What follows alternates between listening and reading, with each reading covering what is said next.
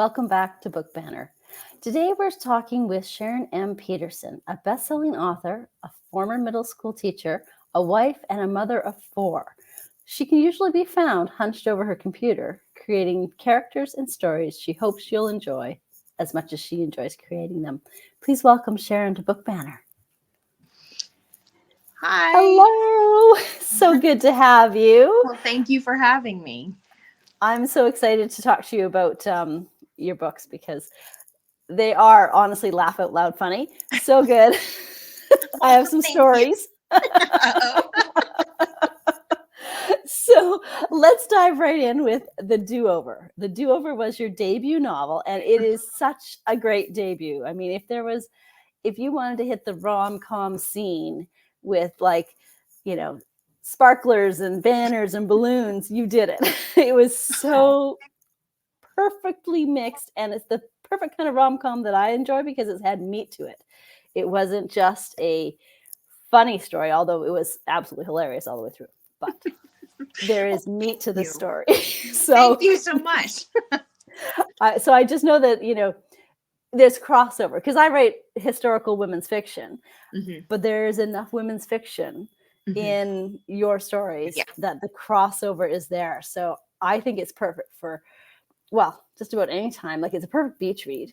It's a perfect rainy day read. Or if you're in a reading slump. Like, I've heard that a lot. Yep, it gets you out of a reading slump. Totally did for me. And I mean, I have to read for obvious reasons. But I also want to read. Right. But when I'm in a slump, it's like, it's really, really hard. But I picked up The Do-Over and I hardly put it down. So yay. So I'm glad to hear that. Thank you for reading. Thank you for writing it, because honestly, so good. So my question is, though, is it your first novel, though? It's not the first one I wrote. The first one I wrote did not sell. It's the novel that I signed with my agent with. And I'm sorry, you're probably going to see my cat over my shoulder. Oh, kitty. Hi, oh. Let's see. He was attacking my hair earlier, so we'll see how this goes. He's affectionate in all the wrong ways. Yes. At least we'll have proof if something happens to me. Anyway, the first book I wrote was the one that I signed with my agent with, and it went out on submission and did not sell, which was pretty tough because it was kind of the book of my heart, So that one got shelved, and I think I wrote a book in between this one and that one and The Do-Over, but that one only got to like first draft stage, and then it's kind of been tucked away, and I haven't looked at it at all. So I guess it's technically the third full novel that I've written.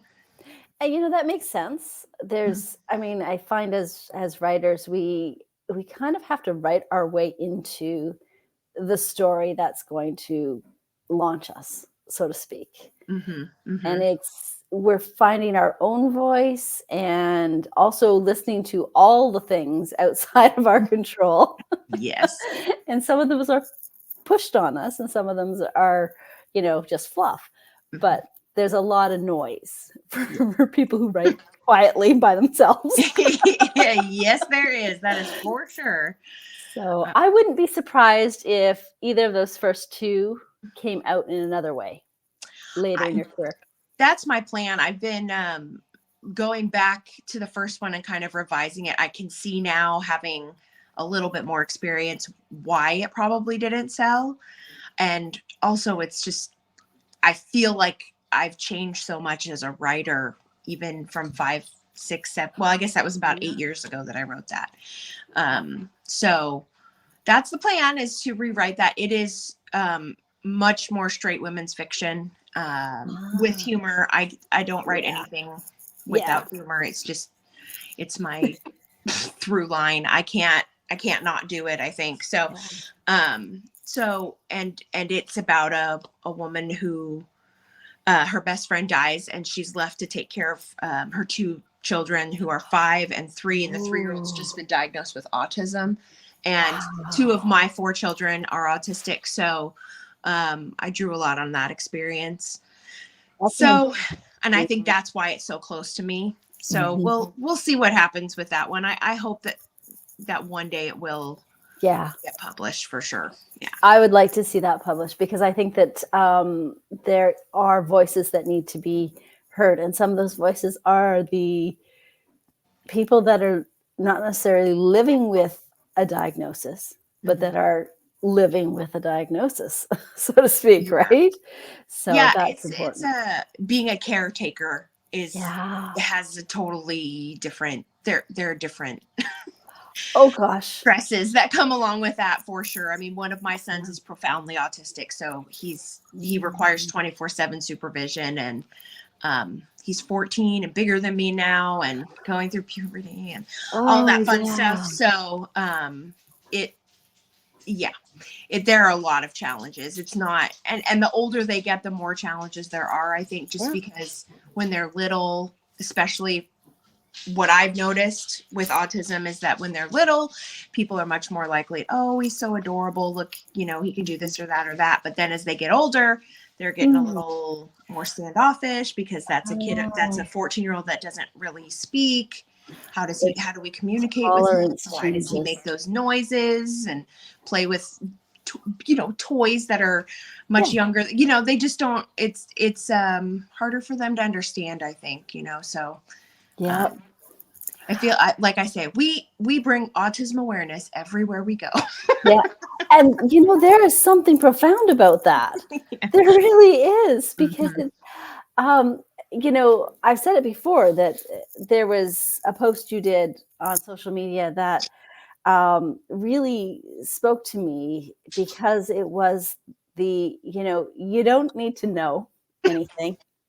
You don't need to be completely informed about a situation. All you need to ask is there some way I can help? Oh yeah. And I think that not only gave words to what people can do, but it gave that permission that it's okay to ask if there's a way that I can help. And then I saw it across the board with everything. I was like, tense situations and injustice and all kinds of things. All of a sudden I could see there's a vehicle for just asking, does someone need help? And that was huge. That's huge. So it's this, and what I love is that your books are so super funny. And yet there's some gut punches of reality that just make you go, oh, I love that. I love how that, so. I love that too. Thank you. Because I don't think we read to just be mindless. Like we still want to learn something. We still, that's why I read a lot of historical fiction, because there's always something I'm learning. So that's true. I'm trusting that the author got it right too. So, there's that. Right. Yeah. There is. Now that I think about it, I'm like, oh, they better have been right about that. I'm taking it verbatim. Should be less trusting, maybe. Right. So I laughed out loud so much during reading, and I read at night, and I read in bed, like most people do. And my husband was reading his book, but he often falls asleep while reading. And I think, does that speak to the book you're reading, maybe? It's just, I make the decision to close the book and go to sleep. He just falls asleep. So, but I kept laughing out loud while reading, that I'd wake him. He'd be like, oh, yeah, I know. I'm going to bed. And I'm like, oh, I wasn't actually talking to you. I love it. It's so funny that I was like, it was like a sneeze that I can't control. I just kind of started laughing. So it's, and the memeisms. If you guys have to go get the do-over just for the memeisms alone, because that's my favorite part. Do you have a favorite memeism? Oh, I probably like the cake one. One day you'll have to be the bigger person. Start eating cake now, so you'll be ready. I love that one. That's good. I identify with that one. Good, but I mean, it's your birthday. It's you eat cake. It's called Eat Cake Day. That's right. It's so good. There was one, I wish I had tagged it. There was one in there about, oh shoot. I can't remember what it was because I literally just, I looked forward to the start of every chapter. What a great way to get people through. Because often, we do have to go to sleep and get tired. But I would flip the page anyway because I wanted to read the next memeism. I love it. It's all very fun. So that's a good thing. And now we can watch memeisms on Monday on Instagram because let me get your Instagram handle up because that. Or was that you that told me to? Yeah. It was so good. So good. So, I mean, you got to follow Sharon on Instagram to see these because you're going to laugh out loud and you're going to like, yeah, we kind of like how Mimi just takes charge of her life. Way to go. Loved it. So fantastic. So one of the most poignant things about your laugh out loud rom-com is the true heart of the story. It is very poignant, very poignant. Is there something specific you wanted readers to take away from that story? It's funny because the main character, Percy, is plus size, and I did not set out to write a book about, like a manifesto for accepting yourself and self-love. I just wanted to tell her story, and she happened to be plus size, and I could see how the family that she came from and how they interacted and how that would really get into her head and stuff like that. So, I mean, I think self-love and learning to love yourself for who you are, that you don't have to change to be into someone else's mold, or even into this mold you have in your head that you think that this is what I'm supposed to be. It's about accepting who you are right now. That doesn't mean you stop working on yourself or stop changing, but you give yourself grace, and always I hope that my books leave people feeling hopeful at the end. So definitely. Sometimes the story we tell ourselves in our head is so full of criticism, and that's the voice we hear the most. It is, honestly. And so we should really guard our thoughts and our self-talk because it's, the world's a hard place to be and there's lots of challenges, but I agree with you completely. I think anything that promotes people being good with who they are and who they want to be and where they're sort of leaning and that, I think we need to open our hearts a lot more than they currently are. Globally. Sure. And I mean, and I personally struggle with it now every day. I'm always kind of in my head and listening to critics, and that's part of being a publishing also, is that you have lots of voices that have lots of opinions. Not one of those people sat down beside you while you wrote the book. So their voices, though important, if they're not helpful, they're just not helpful, right? And so you have to. The thing about writing a book, it's your book until you release it into the world, and then it's and then it's everybody else's, and they come to that book with whatever life experience they've had, things that we may not even be able to understand or fathom or have even heard of or thought of or anything. So they come to it with their experiences. And I think that's what makes books so amazing, but it does make it hard as well on the author. It's become very easy for people to sit behind a screen and dash off nasty texts and things like that in comments and such. And so here we are putting our heart on our sleeve and, giving ourselves a piece of ourselves to the world. I just think that we're at the far end of the pendulum swing and we're going to come back. I just have to hope.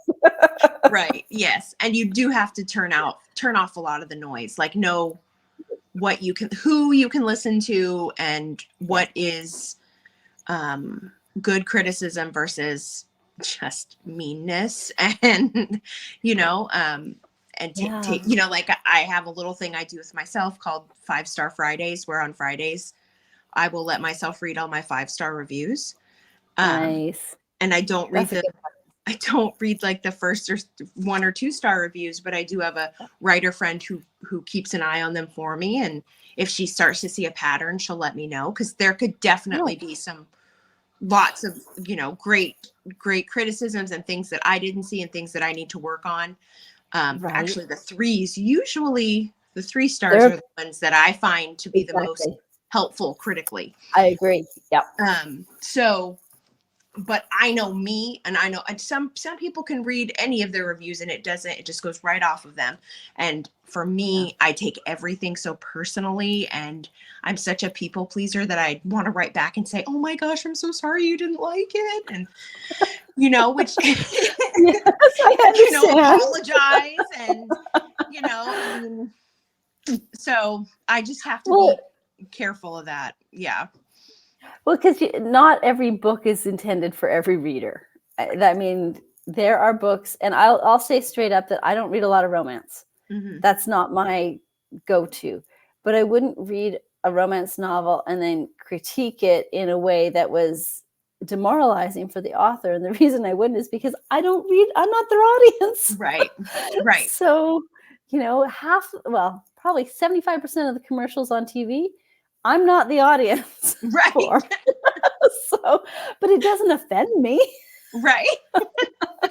So it's, it is hard. We need a thick skin. And as creatives, none of us have a thick skin. No, we aren't. Very few.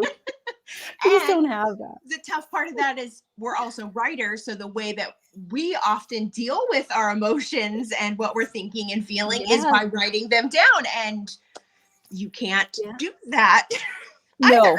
You can't share those things publicly. So no, but I think that's why they made wine and chocolate. And the delete button.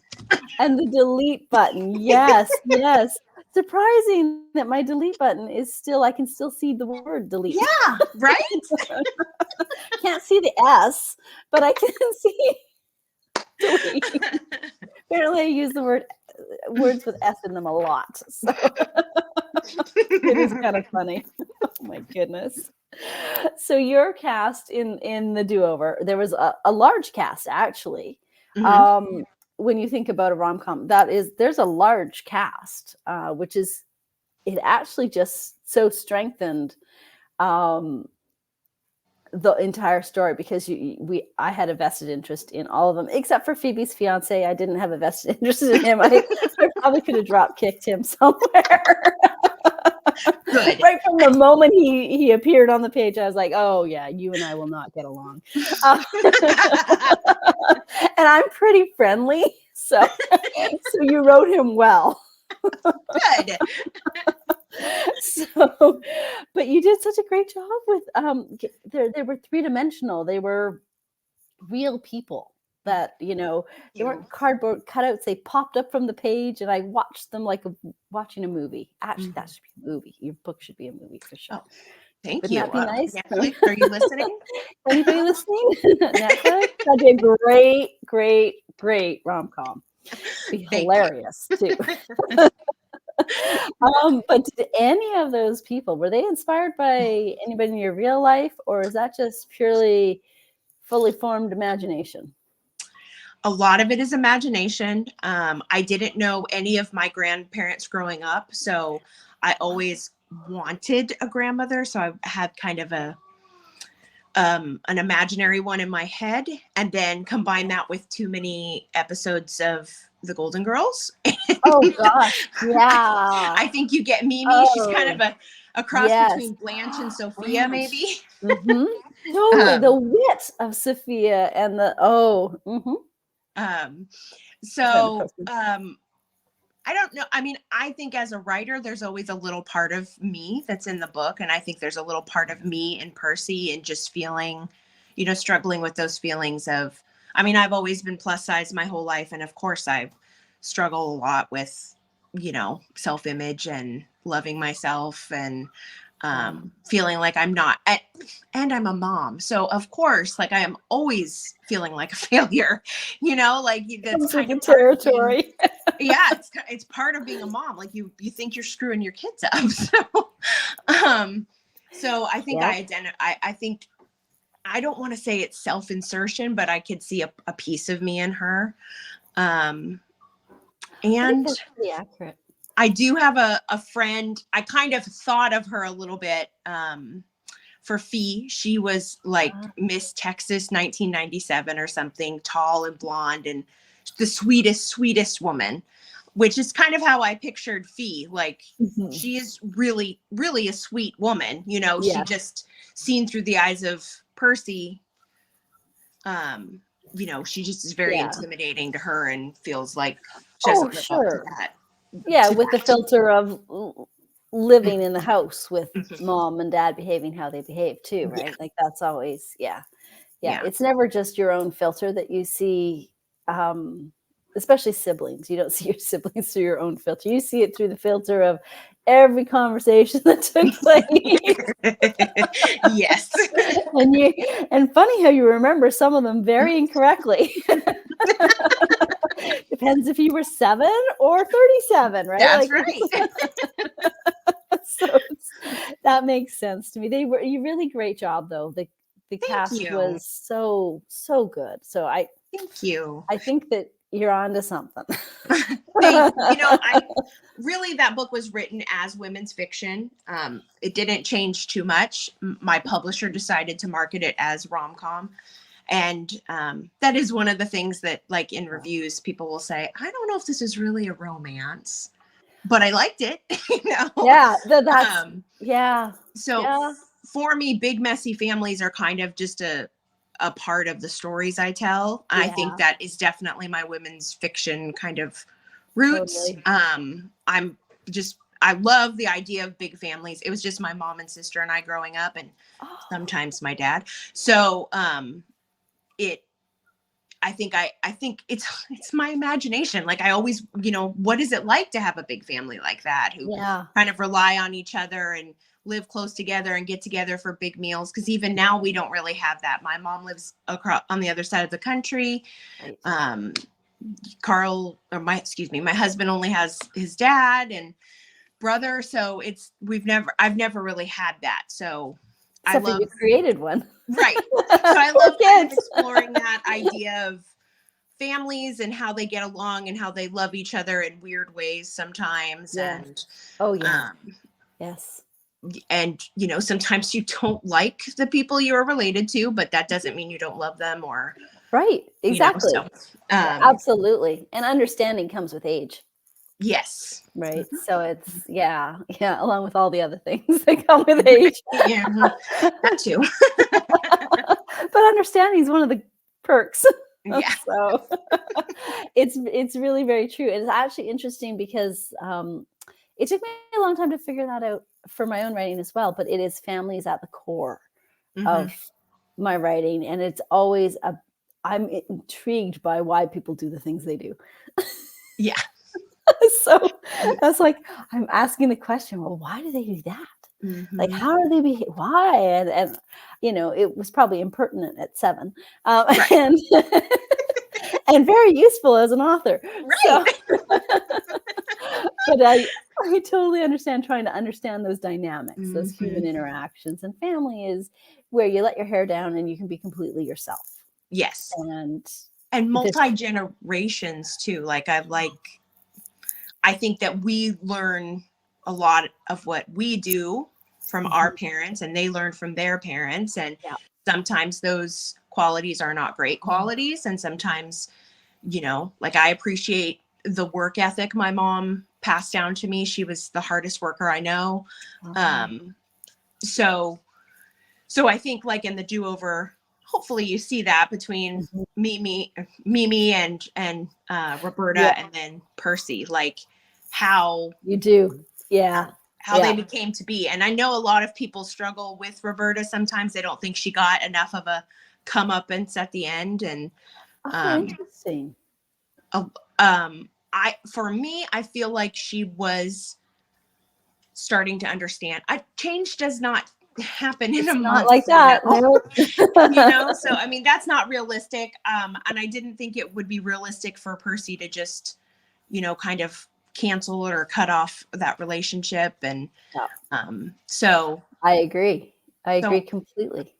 So I hope for me, I see them in the future. Mom's still going to be mom. Like, she's not ever going to, there's some things she's always going to do, but I think that she's much more open to listening and understanding and letting them make their own choices. So, and I think that's true. That's a pretty accurate trajectory for moms.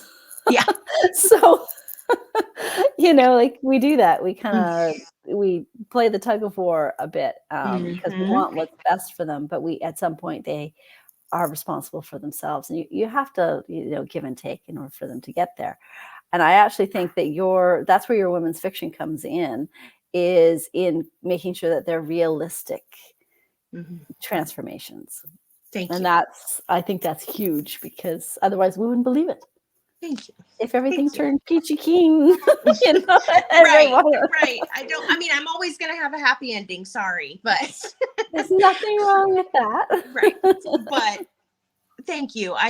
That's one thing readers have told me a lot, that they really related to the characters, especially in the do-over. And that means a lot to me, that I think that they're memorable characters to them, that they could find themselves in them. So. Absolutely. And I think too that it's I don't think that there's very many people on earth who don't have that voice in their head, no matter what size they are, because we all do it, and if it's not, the way our genes fit, it's something else. It's, the gray hair that's popping up, or the, it's something else. So I think that it is very relatable that way. So, yeah. I don't think you have to worry there. It's so good. Well, thank you so much. So what inspired you to become a writer? You were a middle school teacher, which, well, for me, I'd never be a teacher. So that would definitely inspire me to be a writer. I don't have enough patience, I think. I think I've always been a voracious reader. Reading kind of became a way for me to disassociate with what was going on at home and all of that. So I read constantly, all the time, from the time I can remember. Like, as soon as I figured out words, I had a book in my hand. And I think it was a natural progression for me. It was always kind of a secret dream. And I also struggle with this very practical side of me. I say, especially my life has made me ruthlessly practical. So as I got older, and, I taught for several years and then stayed home for kids. It's kind of hard to teach, and then kids with special needs and all that fun stuff. So I started to, it started out with people started to say, Sharon, you should start a blog. And I think it was because they were tired of my long Facebook posts. And so that was like in 2015, not that stopped, by the way. So I started a free blog, and I decided I was going to blog for a year and see how that went. And I discovered, one, I hated blogging. I'm with you there. I'm not a fan. But two, the parts I did love were telling the stories, like, about my life, creative nonfiction, or even, like, I think there's a point in blogging where if you want it to work for you monetarily, you have to really focus on certain things. And, 3 reasons why this and this should happen. And I tried that, and it was just like, I wanted to beat my head on a table. Yes. It was not for me. So math. Yeah. Yes, it's got numbers in it. Anything with numbers. So, and through the years, I had tried to write probably 3 or 4 books. I never finished them, never told anyone I was writing them, even my husband. I was almost embarrassed by it. Yeah. I totally get that. Yep. You're speaking my language. And so one day I'm blogging and blogging. One day my laptop just breaks. And we can't afford for me to replace it. I mean, we have 2 kids with autism. Therapy is expensive. I get it. And I realized like how much writing had been a lifeline for me, free therapy. But no computer. And then one day my friend Maria called me up and asked if I would meet her for coffee. And when I showed up, she said, here, this is a laptop. There was a mom's group and I didn't even know a lot of the women, but they, I guess, had been reading my blog and they didn't want me to stop writing. And so they all chipped in and bought me a laptop. Wow. And I say that it's the most remarkable gift I ever received, because not only was it the laptop, but I like made a decision right then. I was like, I'm going to write a book. And I'm going to do it because I know that there are people out there who want to see what I'm going to write. And so I started writing. I think that was 2016. I did NaNoWriMo that year, and did the 50,000 words. I'll never do that again. I won't. And it kind of went from there. And it's still shocking to me that I'm sitting here 8 years later and I somehow have 2 books out there, and another one will be out later this year and another one after that. And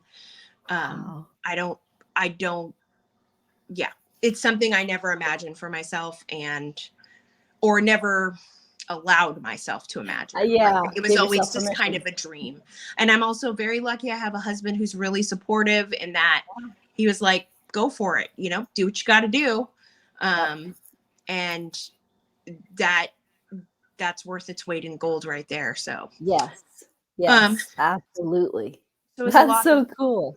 Writing 10-minute increments. Like I had an economy size box of wipes that I sat on the counter in the kitchen, and then I put my computer on top of it, and I would write in like 5 or 10-minute intervals throughout the day. Like I'd write, then I'd go get some milk for a kid, and then I'd write, and then go yell at someone not to jump naked on the trampoline, which did happen.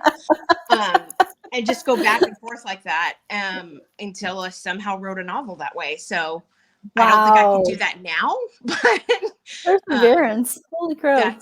That's how it kind of started. And then I just tend to be very stubborn. So once I get something in my head, I was going to figure out a way to make it happen. So tenacity is a really good skill.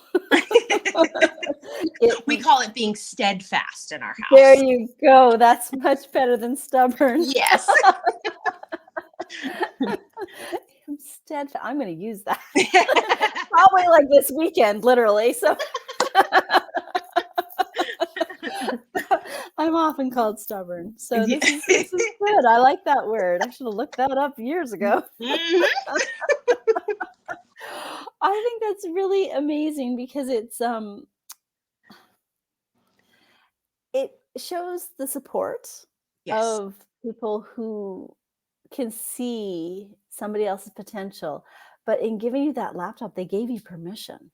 Yes. Like that's, and that's a hard thing for us to let ourselves do, which is why you see a lot of women writers not starting writing until they're in their 40s. Right.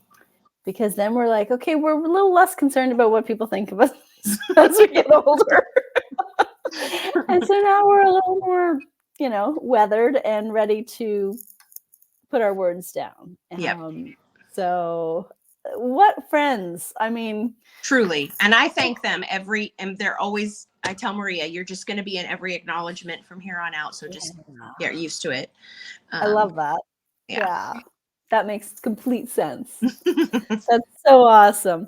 So how did you get into writing rom-coms? Or just because your humor is so witty that they packaged it that way?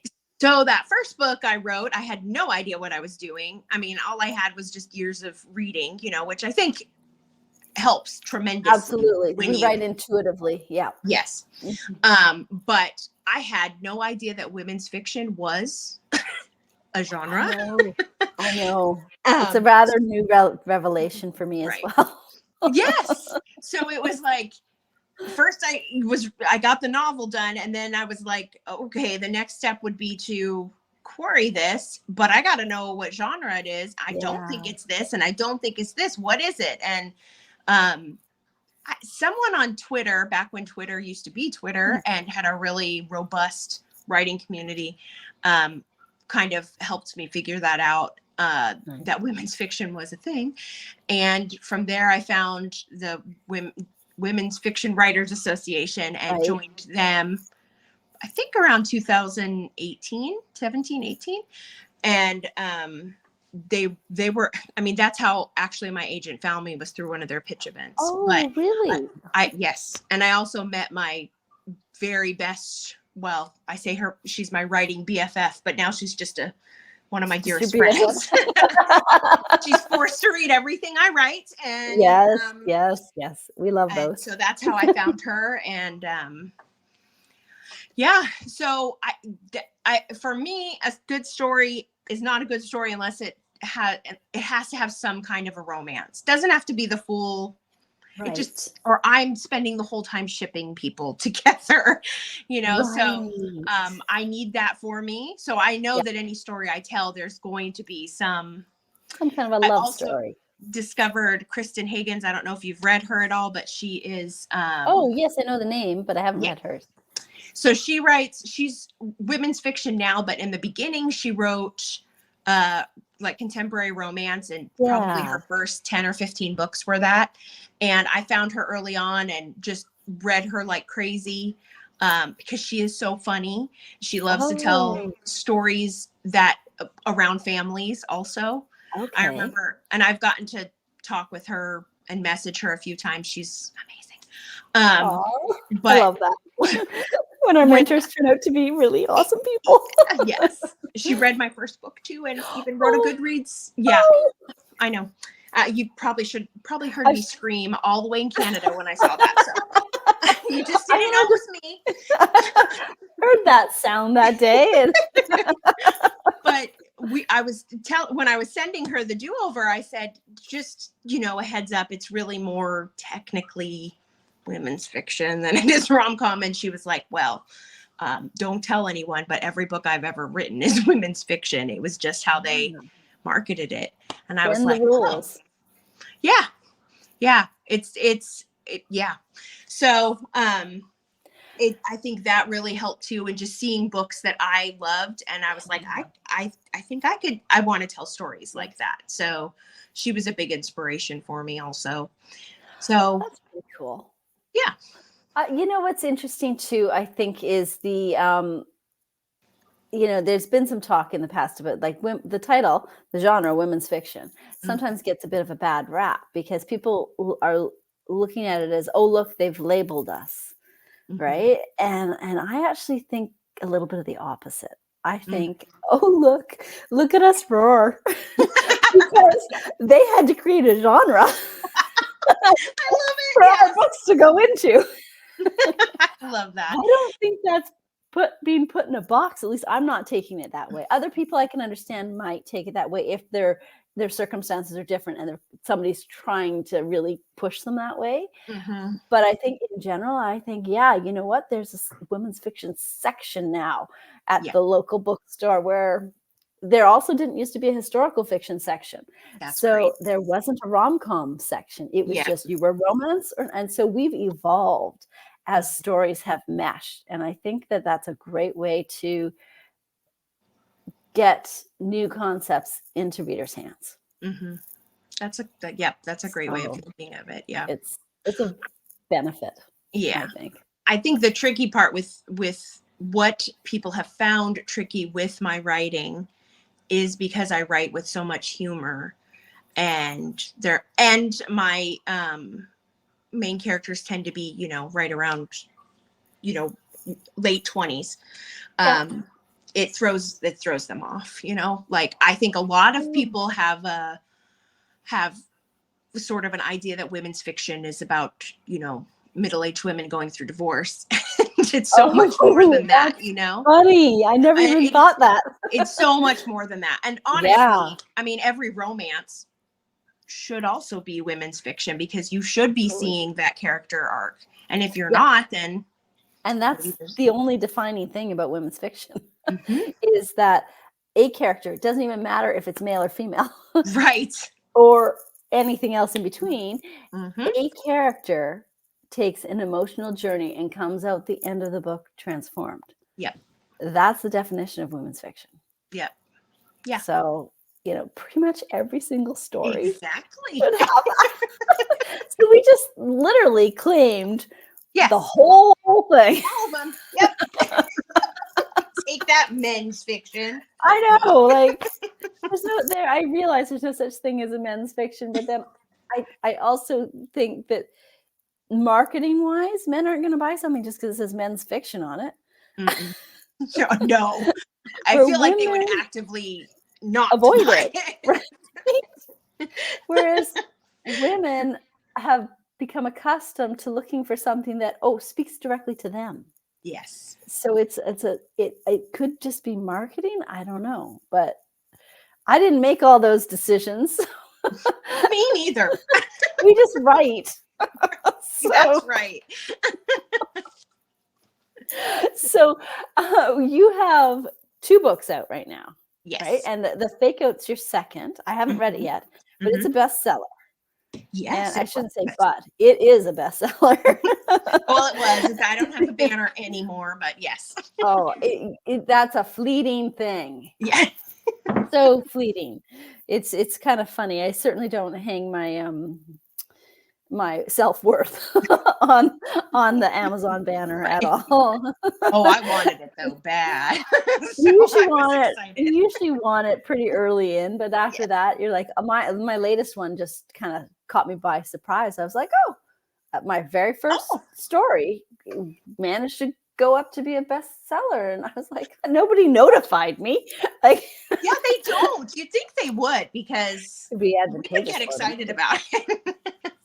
Yes, we would. So it is kind of funny how that happens. But so the Fake Out was a bestseller. Did you approach writing the 2 novels in a similar way, or did you feel like you were reinventing the wheel?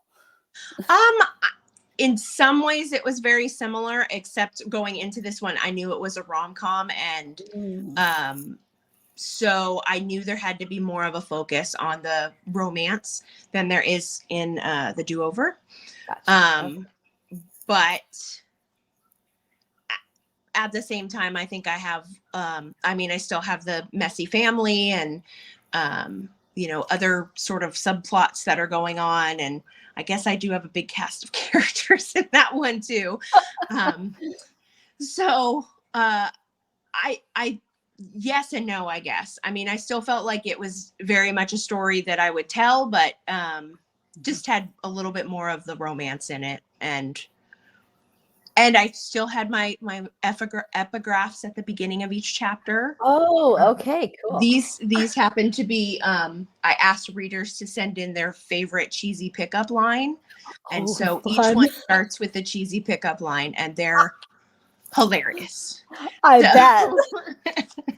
So you can use them on your husband when you read them. Yeah, I'll be laughing out loud again and waking him up. Right. So. It wasn't about you, don't worry. Oh, that's funny. Oh, wow. That's okay. It's on my list. My list is very, very long, but it is on I understand. I understand. Pile. Like, thankfully, digital piles don't lean. The physical one does. So, yeah, it's a challenge. That's for sure. So, what are you working on now? Can you tell us about it? I'm working on another rom-com that goes. So, there's 3 books that are set in the same town, kind of. So the character's best friend, that next book is about her. Although they can be, I think it's written enough that it's kind of a standalone, so it's sort of in the same universe, kind of. Okay, gotcha. And it's a road trip book. Ooh. She is a character close to my heart. If you haven't read The Fake Out yet, you'll meet her, and I don't want to give too much away. She's a very strong sense of justice, and therefore messes with people that she feels like deserve what they get. So, and she's very creative about it. So, oh boy. I'm looking forward to this. She has 3 older brothers, and her parents. Her mom is a smotherer, and she has, when she was 16, she had her first seizure, and so she has epilepsy. And I was trying to remember when I started writing this, but it was probably very close to the time my son was diagnosed with epilepsy. He had his first seizure about 3 years ago, when he was 14, out of the clear blue sky. And not usually expecting them. No. And terrifying to watch. Yes, it is. So I guess that's kind of where I got the idea that, I sort of wanted to explore that.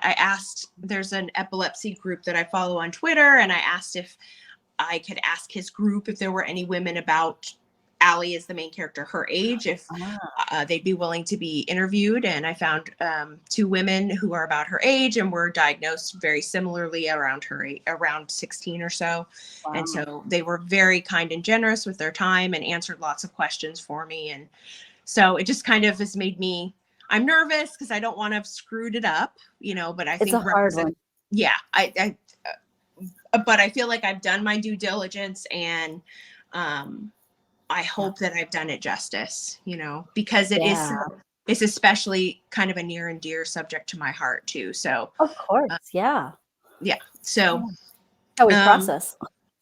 So she has it. I tried very hard not to make it the central plot of the whole book. Part of that's the really right. But it is something that you have to learn to live with. As a family, we've all had to make some adjustments, and you talked about learning as a mom, trying to give your child independence. And it's really hard when your 14-year-old starts to have seizures and you have to take a lot of the independence back, Like, you can't be by yourself right now because we don't know when the next one will happen. There's no swimming by yourself. There's no this and there's no that. And the doctor wants us to put a baby monitor in your room. I'm sorry, in case you have one in the middle of the night, So it's kind of a struggle there. So I sort of relate. Her mom is like hyper, calling her twice a day and making sure she's okay, and all of these things. And I can understand where she's coming from for that. But she goes on her youngest brother had a big fight with her dad 11 years ago and left home and hasn't been back since. And her oldest brother is getting married in Oregon. They start in Texas. Okay. And so he asks if she would drive to Colorado and get him to come to the wedding, because he wants them all to be together for his wedding. He's the first one to get married. And she agrees to do it, and she doesn't drive. So she ends up going with Theo, he kind of grew up with them, and she's been 3/4 in love with him for half her life. And she made a really big fool of herself as a teenager over him, really big, and just really embarrassed herself. And so she's worked hard to he's a friend. That's it. But of course it's a romance. So of course. So that sounds fun. Grandpa along the way, and the brother has some secrets. There's a lot of secrets that are revealed sort of in this. So it was a lot of fun to write. That is fun. Secrets in a book are the best. Yes. Because you start out, it's all a secret. You don't know anything. You don't know anything about the characters. So as you read, that's how you get those little nuggets. Oh, I love that. I'm looking forward to that. I'll have to read the fake out before that. That's coming out in June? June, yep. Do you have a title? No. Yeah, I understand. It's okay. No, I cannot think of a title for this book to save my life. So my editor and I are kind of going back and forth. I don't know what we'll settle on. I don't know. Yeah. Oh, it's so hard. I have a title issue as well. And I'm like, I don't know. The one I have in my head is boring. So right? It's like I either know the title immediately and I'm like, that's it, or forget it. I will spend hours agonizing over it. So that's exactly it. I know the title of the book coming out in the summer. I have no idea what the title is coming out in the fall. And I'm like, and it keeps me up at night because I'm like, I'm gonna mess this up. The title, it's important. And I'm like, yeah, all I got is this lame one. I need to call in reinforcements, I'm pretty sure. Well, I'm excited to read it in the summer. Thank you. That's perfect. I'm like, I'm going to get out the hammock and settle in. Laugh out loud so my neighbors can hear me. So when you set aside time to read, which has got to be tough with all the people in your house and your writing schedule, what kind of stories do you reach for? Yeah, so I am definitely a mood reader. So so I have this gigantic list of books on my want to read list, and I'll pick something. Oh, look, something shiny. It must be red. I will read that. So, I've noticed that when I am writing, I don't read rom coms. I know I don't either. It gets in my head too much. So whatever I'm writing, I avoid that. I've gotten into a little bit of like, every now and then I'll read a thriller or something. It might be a romance, but it's not a rom-com or something like that. And then I try and bulk up on my rom-coms when I'm not actively writing, just because I want to kind of figure out what's popular about things. And I think there's always some value in reading books that you find really good and maybe find not so good, because I think, if you can ask yourself questions like, why did I like this? Or why did I not like this? I think that informs your writing too. So, although I would say that I only finish about 50% of the books I start. Really? Yeah, because I'll start it and I'll know within the first couple chapters if it's not going to work for me. And I'm just too old now. I have a very limited number of years to read. And I'm not sure they come with us. So I'm hopeful, but I'm not 100% sure. Can I bring my Kindle at least? There better be a library in heaven is all I'm saying. Oh, there's got to be the best library in heaven. With a sliding ladder. And I have big hopes. Yes. I'll never have one in my own house. So no. Same here. Oh, that makes complete sense. I don't DNF books very often. I should be better at that, but I don't. And I also get the whole, I do not read historical fiction or women's fiction while I'm writing, actively writing. I don't want it to be murky. And I completely agree with that. That's a good, but then I love when I'm editing, I love reading psychological thrillers. Oh yeah. Because the pacing is so on point that it makes me move my own story to a better pace. So that's a good idea. In my head. I like that. I don't know if it actually works. It just is in my head. So right. No, I can see that. I mean, I have to be so careful when I'm writing not to read a book that's in, like, I write in first person past tense. If I read something in present tense, I will find whole sections of my manuscript where I have switched tenses. Yes. And I know it's because it's what I was reading. So true. I'm so easily, I don't know, influenced, I guess. Well, I think it's because we're in creation mode. So when you're in creation mode, you're taking, it's like a great big funnel, and your brain is open to this funnel at the widest point possible, because you just want to take in everything so that you don't miss some little nugget that's going to just tie it all together. Yeah. So you have to be really open for it. It's just the way it is. So, okay. So the last question we have for you is, what is on your 2024 must read list that readers should keep an eye out for? Okay. See, I had to write. I would have to write that down too.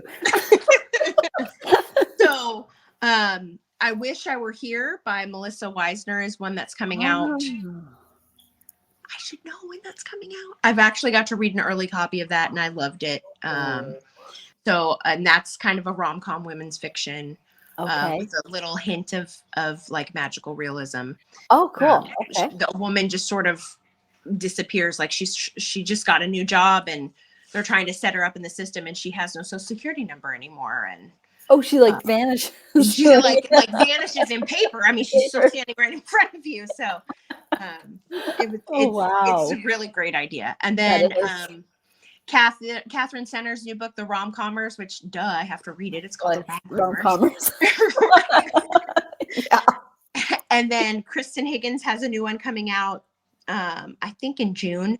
Look on the Bright Side, and I always just read hers. I usually save them as treats. So it's a go-to. Yeah. And then one book that came out over a year ago that I still really want to read is The Many Daughters of Afong Moy by Jamie Ford, because pretty much he can write anything and I love it. So wonderful things about that book. I started that on audio and life got too busy and I had to give it back very reluctantly because I'm like, it's still on my list because I love Jamie Ford. Like, At the Corner of Bitter and Sweet. Yep. Mm-hmm. So good. He's just so good.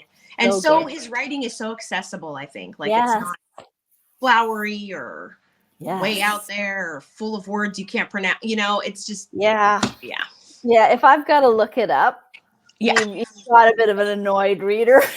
Yeah.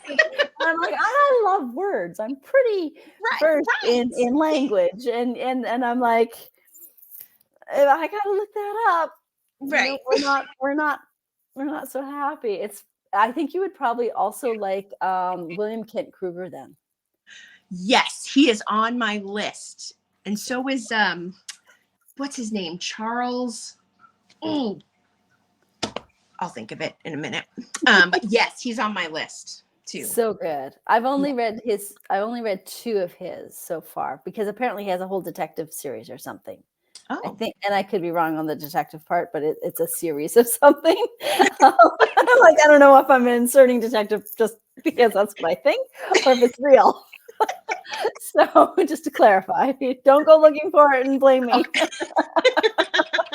But it's Ordinary Grace and This Tender Land. I need to read them. Beautiful. You know, it's when you read a book and it like hits you at a soul level. Mm-hmm. That you just it stays with you. That's how good they are. Yeah. It was one of This Tender Land was my top pick for 2023. Was it This Tender Land? Yeah. I've had that one on my list. And Charles Martin is another one. Charles Martin. Really I've heard him. He wrote The Mountain Between Us, which became a movie. Oh. But he's written lots of books, and I've heard that he's wonderful. But again, it's like hours. Anything I must read. I mean, I need to like cover my walls with my. I know it's. I know I'm like, I don't know what I was thinking, but I ordered The Women. Mm-hmm. Anna. Mm-hmm. And I had on the pre-order for Heather Webb's The Queens of London. I'm so excited. And then I look at what I've told, because I have a newsletter that goes out and I tell everybody what I'm reading that month. And I look at what I've said I'm reading. I'm like, but it's neither one of those. Well, now what? I'm like, I'm so type A that I'm like, nope, must read what I said I read. So, but I've just decided I'm too much of a mood reader to force myself to read a book. Like, I can appreciate that, but it might be equivalent to me scrolling Netflix and never quite landing on a show. I do a lot. So I feel like, maybe don't need the comments from the couch to carry over to my reading. Are you gonna pick something? But they all look good, but it's kind of like they all look so good that I would like to have already watched them. Yes. Yep. You know, time of the day and all that. Yeah. Well, thank you so much for joining us today. It was so lovely to chat with you. Always easy to talk to you because it's like, it starts out as a little list of questions and we just go on. So Thank you I so love much for it. having me. This was a lot of fun, and hopefully you don't have to edit out too much. Yeah, I think we'll be good. Okay, good. I think we'll be good.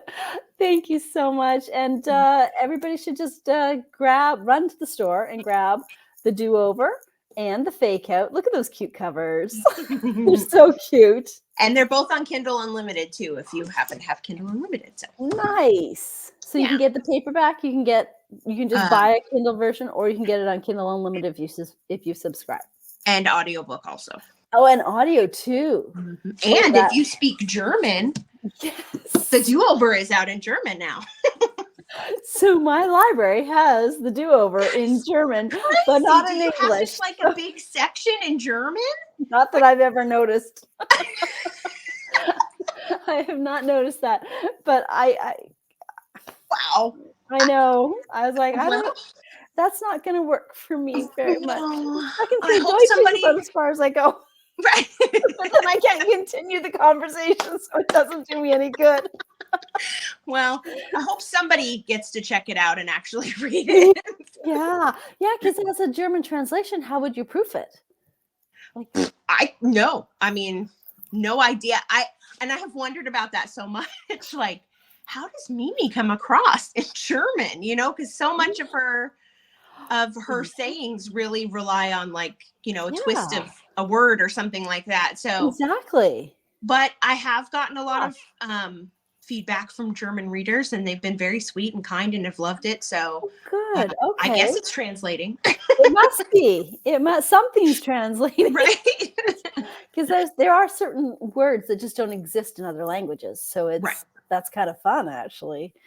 The funny thing, though, is that the German edition is 100 pages longer than the English edition. Wow. Because Germans like to say it with many words versus one. That's awesome. Yeah. Oh, I can already tell you, my husband would not enjoy me being German.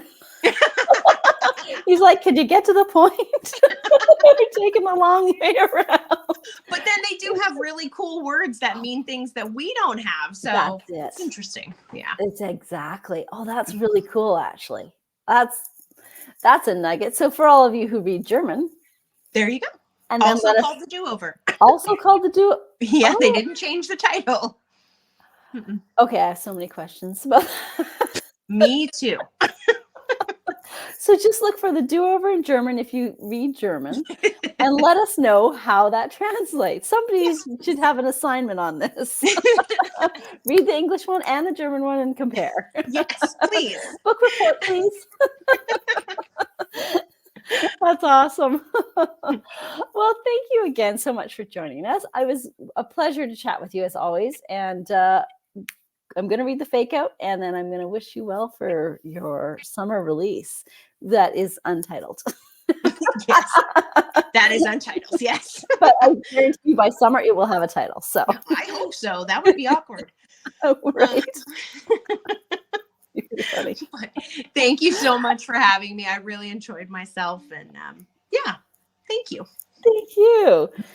Go buy the do-over, everybody. You'll love it.